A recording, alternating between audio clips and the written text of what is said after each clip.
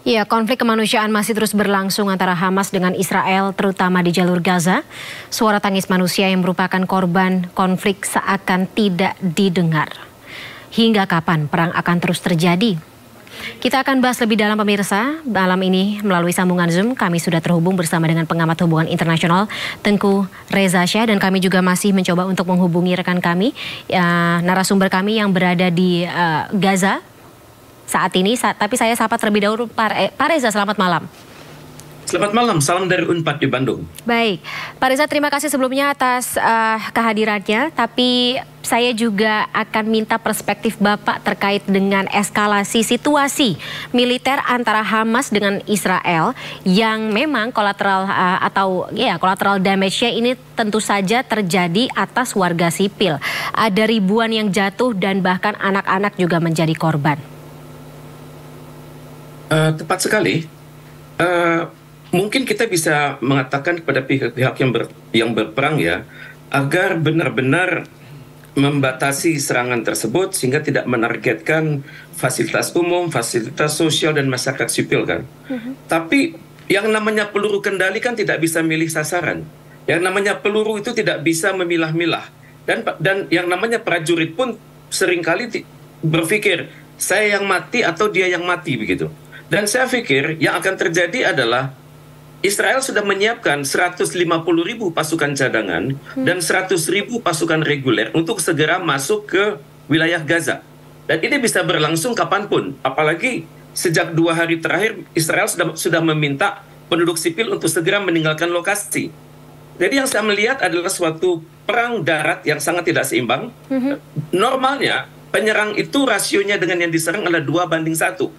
Tapi ini kali adalah 4:1, dan saya bisa berpikir bahwa sebelum tanggal 24 Oktober atau hari PBB, Israel akan menyatakan kemenangannya dan memberikan berbagai statement-statement yang luar biasa. Misalnya luar biasa bagaimana Pak Reza maksudnya? Ya, antara lain Israel akan mengatakan sudah mencapai kemenangan total atas aparat teroris di Palestina. Kemudian ini adalah suatu kemenangan dari masyarakat yang demokratis atas para teroris.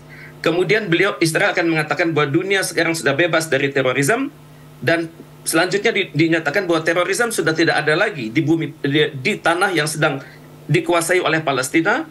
Dan yang kita tunggu sekarang adalah selebrasi dari kemenangan Israel tersebut bisa dilakukan tanggal 22 atau 23 Oktober.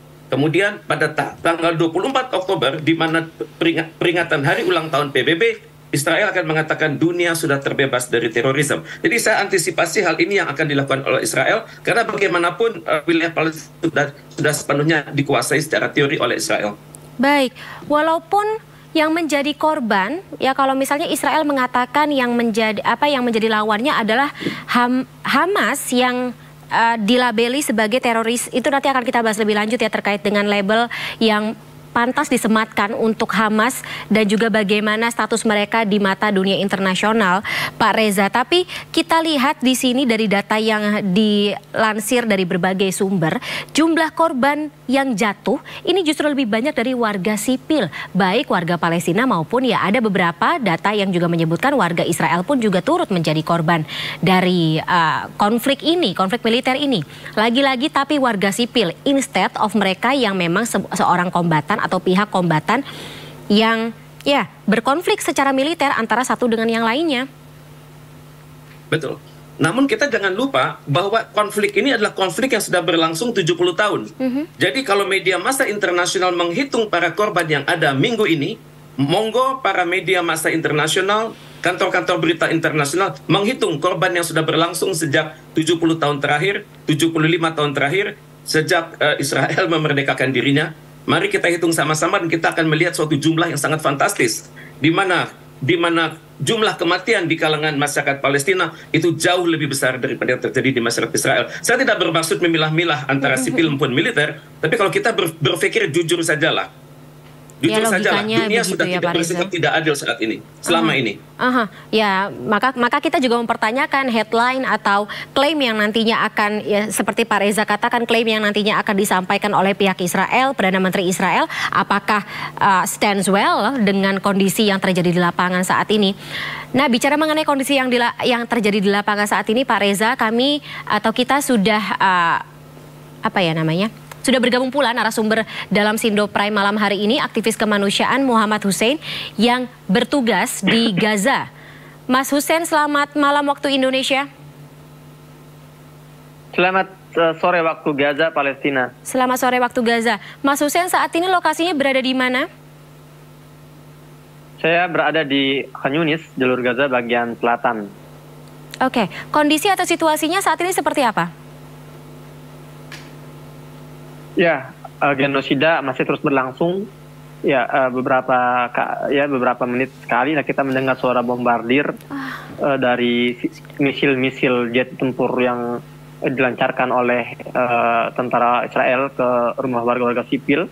Dan dalam 24 jam terakhir saja sudah ada catatan 37 pembantaian yang mentarget rumah-rumah warga, di mana totalnya dalam kurang dari 24 jam ya, itu sudah 352 warga Palestina itu meninggal, terbunuh, sementara kurang lebih 700 terluka. Sekali lagi itu hanya kurang dari 24 jam, dan ini masih terus terjadi, pembantaian masih terus berlangsung, dan ini semua terjadi ditonton dia di hadapan miliaran pasang mata dunia.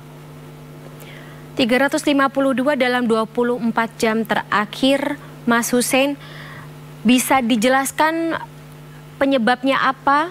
Bom atau bagaimana? Sebab kita mendengar militer dari Israel juga sudah mendapat lampu hijau dari Perdana Menteri Benyamin Netanyahu, dari Benyamin Netanyahu untuk masuk ke jalur Gaza atau masuk ke dalam Gaza, begitu?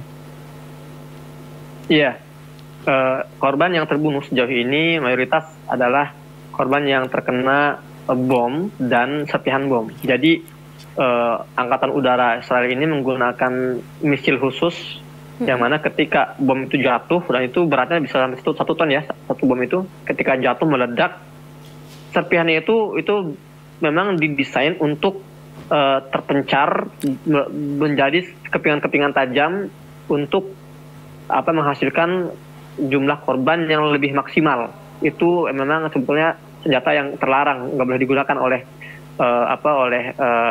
negara manapun dalam perang apapun, termasuk rudal yang mereka luncurkan di Rumah Sakit Baptis 2 hari yang lalu. Itu jenis baru yang dibuatan Amerika, di mana dalam satu serangan itu ya sekitar 700 jiwa itu meninggal. Itu nggak normal untuk sebuah misil, gitu kan. Belum lagi rencana mereka melakukan serangan darat yang menurut saya, ini menurut beberapa pengamat juga ya, ini adalah isapan jempol aja. Artinya mereka nggak akan melakukan sekarang ini karena bagi tentara Israel masuk secara darat artinya itu bunuh diri. Jadi perlu diketahui juga, ini informasi yang mungkin tidak banyak dikabarkan oleh media-media. Dalam serangan pertama para pejuang Gaza tanggal 7 Oktober itu mereka langsung menguasai tangkalan-tangkalan militer, dan mereka langsung mengalahkan seluruh pasukan namanya Firqat Gaza. Jadi di wilayah perbatasan itu ada satu pasukan khusus namanya Firqat Gaza yang tugasnya itu adalah memantau dan mempelajari seluk-beluk wilayah jalur Gaza untuk mengantisipasi kalau ada perang darat. Jadi mereka ini orang-orang yang memang sudah spesialis untuk diterjunkan dalam pertempuran darat di Gaza. Dan pada hari pertama itu tanggal 7 Oktober itu semua berhasil dibumi hanguskan. Ya, 4.000 anggota Firqat Gaza itu mayoritas meninggal, terbunuh, sebagian lagi ditawan oleh para pejuang Gaza.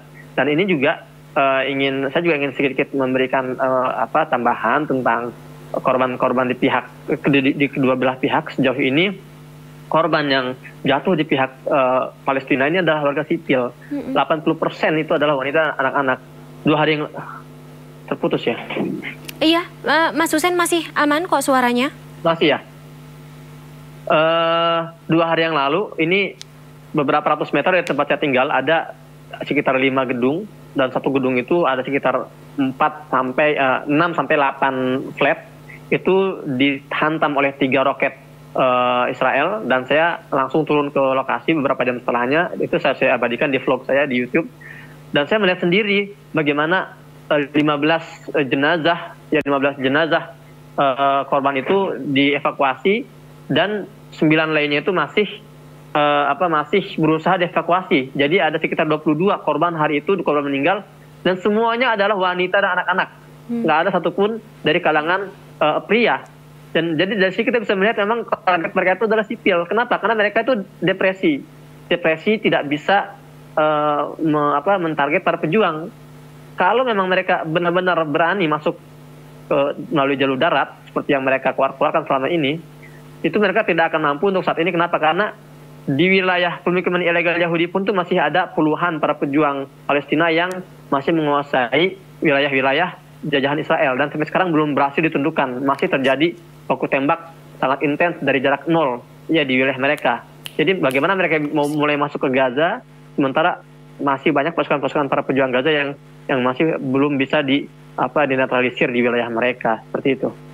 Baik, Mas Hussein, kami turut berduka dan juga prihatin atas informasi ini. Tapi kami juga berharap agar teman-teman yang bertugas saat ini juga tetap berada atau diberikan keamanan dan juga keselamatan di tengah situasi yang tidak kondusif seperti ini. Pak Reza, saya kembali ke Anda. Tadi kalau Mas Hussein menyebut kata-kata yang menyeramkan, genosida, konflik kemanusiaan, dan ini sudah bisa kita lihat secara kasat mata terjadi di beberapa informasi yang diberikan. Bahkan kalau informasi yang barusan kami dapatkan, militer Israel juga menyasar wartawan.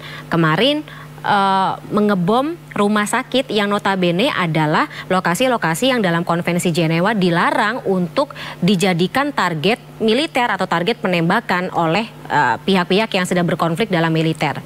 Tapi ya kita lihat saat ini terutama wilayah barat tampak tutup mata, tampak belum setegas itu untuk memberikan sikap.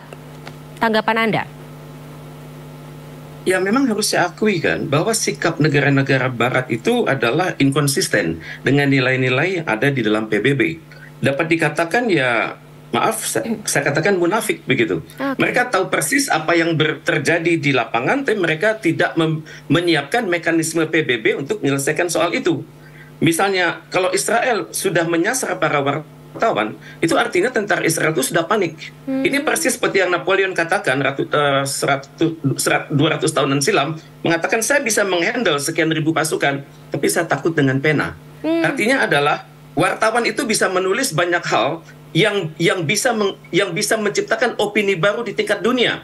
Jadi terus terang Israel sangat khawatir dengan wartawan-wartawan yang punya potensi itu, dan di mana informasi yang dikirimkan oleh seorang wartawan perang itu bisa menyebar dengan kecepatan yang luar biasa, dengan jumlah yang deret kali, dan bisa menyaingi berita-berita yang tidak adil terhadap situasi di Palestina saat ini. Dan untuk itulah saya bermaksud sekali lagi, mumpung Ibu Menlu sedang berada di KTT OKI, mohon OKI segera membangun suatu media massa independen, setanding dengan Al Jazeera, setanding dengan CNN, setanding dengan Voice of America. Terus terang saya sangat kaget dengan statement dari saudara kita di Gaza ini yang mengatakan 4.000 tentara Israel sudah tewas.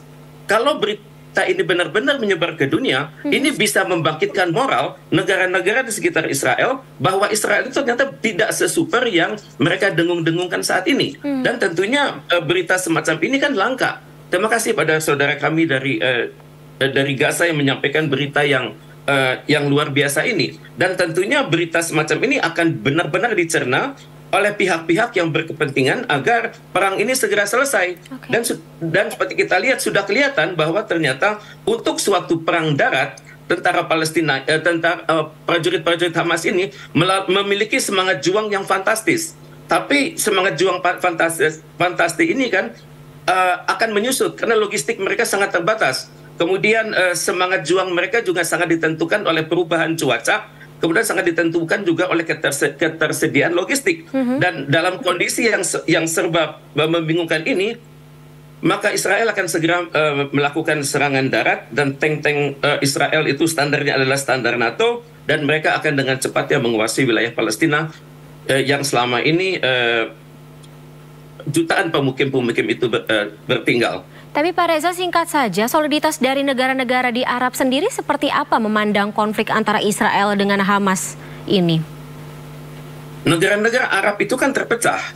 Sesudah perjanjian Abraham, maka banyak dari mereka yang mulai membangun hubungan diplomatik dengan Israel. Banyak meningkatkan investasi Israel di negara mereka. Dan sasaran terakhir dari Israel adalah Arab Saudi kan, di mana diharapkan Arab Saudi segera membuka hubungan diplomatik dengan Israel. Kalau hal ini terjadi, maka Israel sudah memiliki kemenangan moral yang luar biasa di Timur Tengah. Tapi dengan berlangsungnya kondisi saat ini, maka negara-negara sekitar Israel harus berpikir-pikir.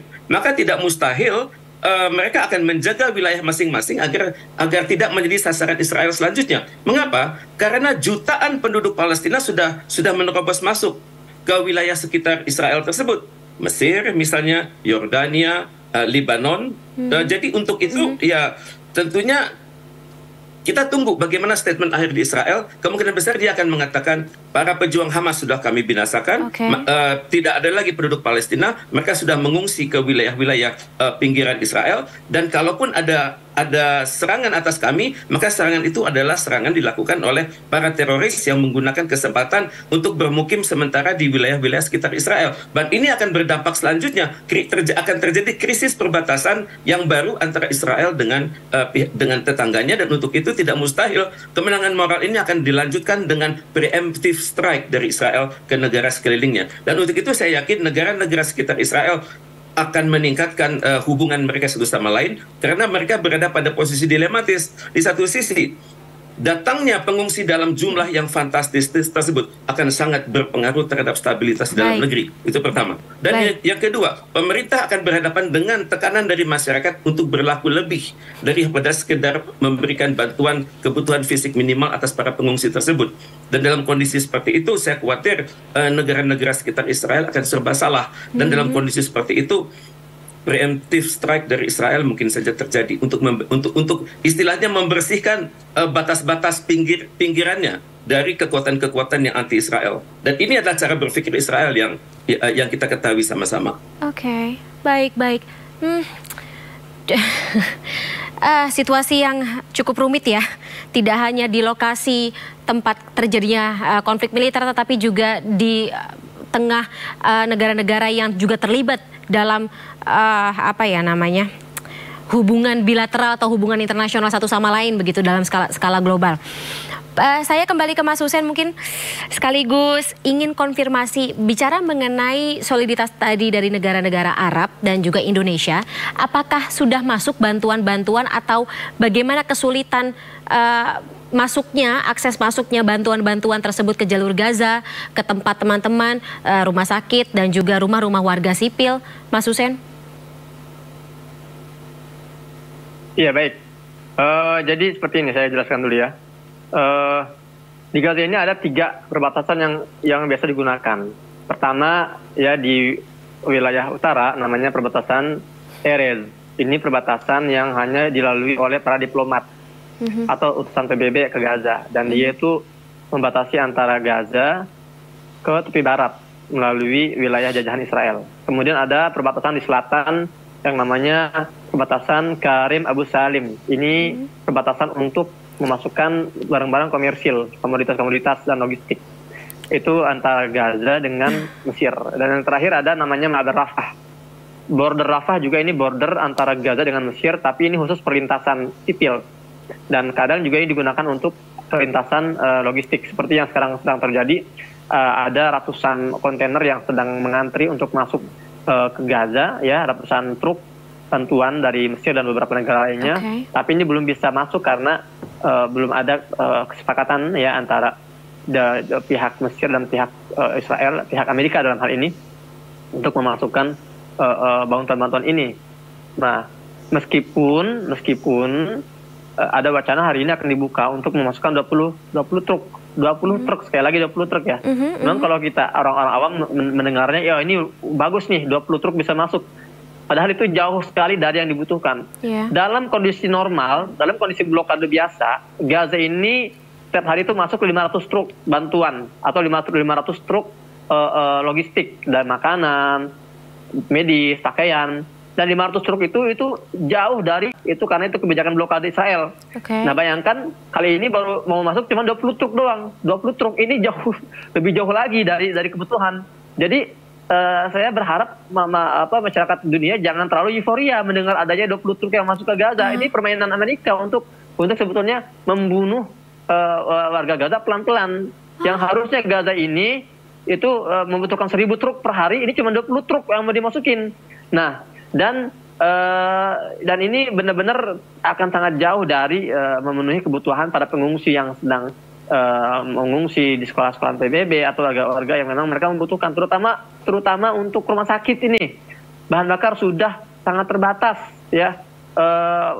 Korban-korban luka itu bergeletakan di luar ruangan karena tidak ada tempat untuk menampung. Kemudian juga para dokter di rumah sakit Gaza ini mereka terpaksa melakukan pembedahan untuk korban luka, anak-anak dan wanita itu tanpa obat bius karena mereka memang sudah tidak memiliki lagi persediaan obat bius, dan juga mereka melakukan operasi itu di jalan-jalan. Artinya bayangkan bagaimana kondisi parahnya warga Gaza hari ini, belum lagi mereka harus bekerja di tengah gempuran. Untuk catatan, sejauh ini sudah ada 44 tim medis yang dibunuh oleh Zionis Israel di berbagai wilayah. 23 ambulans sudah hancur, tidak bisa digunakan.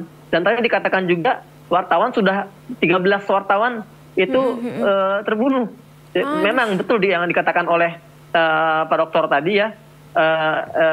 Mereka sangat khawatir dan takut keburukan kejahatan mereka itu diungkap. Makanya saya pun sebetulnya berisiko. Saya ketika mengungkap angka-angka ini berisiko sekali. Mungkin mereka bisa sewaktu-waktu mentarget lokasi saya yang juga tidak ada sistem keamanan. Saya tidak di bunker, saya berada di pemukiman warga yang sewaktu-waktu bisa menjadi korban. Tapi ya itulah resiko dan perjuangan yang saya pilih ya, demi menyampaikan suara-suara kebenaran dari jantung wilayah konflik di jalur Gaza. Iya.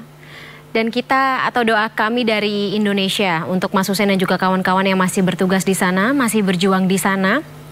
Kita harapkan juga akan ada tindakan dalam waktu dekat, terutama yang saat ini sedang dibicarakan baik di KTT Oki dengan diwakilkan oleh Ibu Menlu Retno Marsudi dan juga di dalam Dewan Keamanan PBB. Walaupun ya sampai dengan saat ini kalau misalnya informasi yang kami dapatkan, hak veto atau Amerika sendiri memilih untuk tidak menggunakan hak vetonya dalam perundingan nasib antara warga sipil yang ada di wilayah konflik militer antara Palestina, maksud kami dari Israel dan juga Hamas ini. Tapi karena durasinya sudah habis, Pak Reza dan juga Mas Hussein, kita terpaksa sudahi dulu dialog kita pada malam hari ini, sore waktu Gaza.